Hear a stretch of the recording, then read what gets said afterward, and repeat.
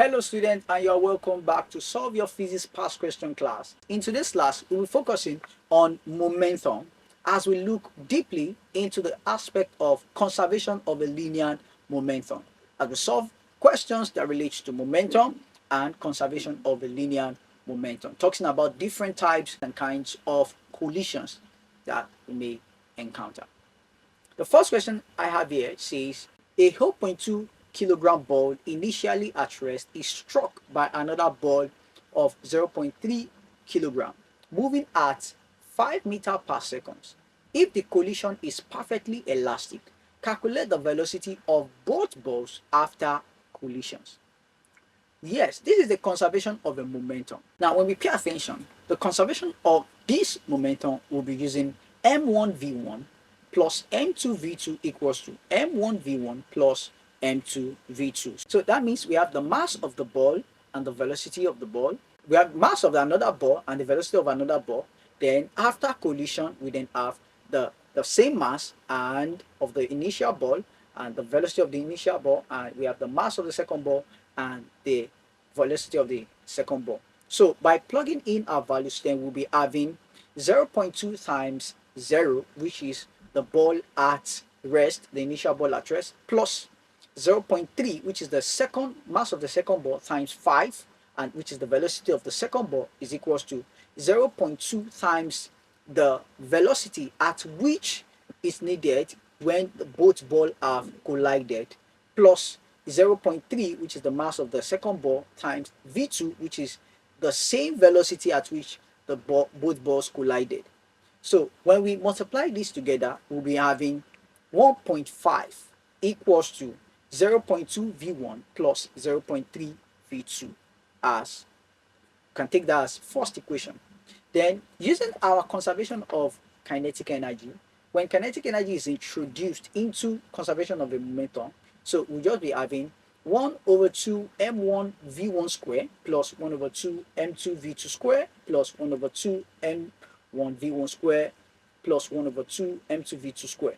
So we'll be having 0 plus 1 over 2 times 0.3 times 5 square equals to 1 over 2 times 0.2 times v1 square plus 1 over 2 times 0.3 times v2 square. So we'll be having 3.75 equals to 0.1 v1 square plus 0.15 v2 square, which is the equation 2.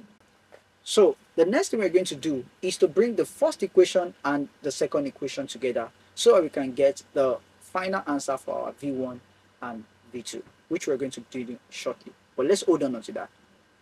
Let's look at the second question that we'll be looking into this class. It says a 500-gram toy car moves at 2 meters per second. What is its momentum?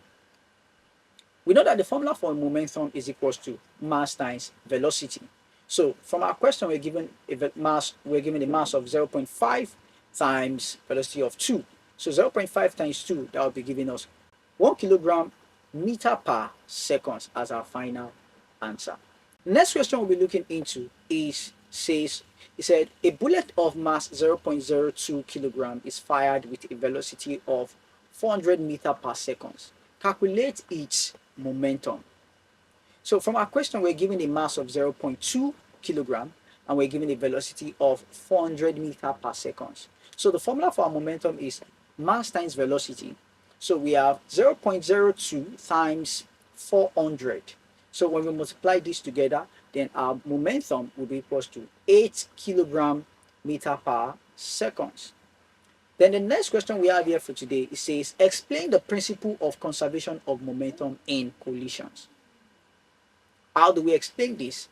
You must understand that in any collision, the total momentum of the system before the collision is equal to the total momentum after the collision, provided that there is no external forces act on the system. The last question we'll be solving for today's class. It's an objective question. It says, which of the following quantities remain constant in an elastic collision? A, kinetic energy, B, momentum, C, velocity, and D, mass.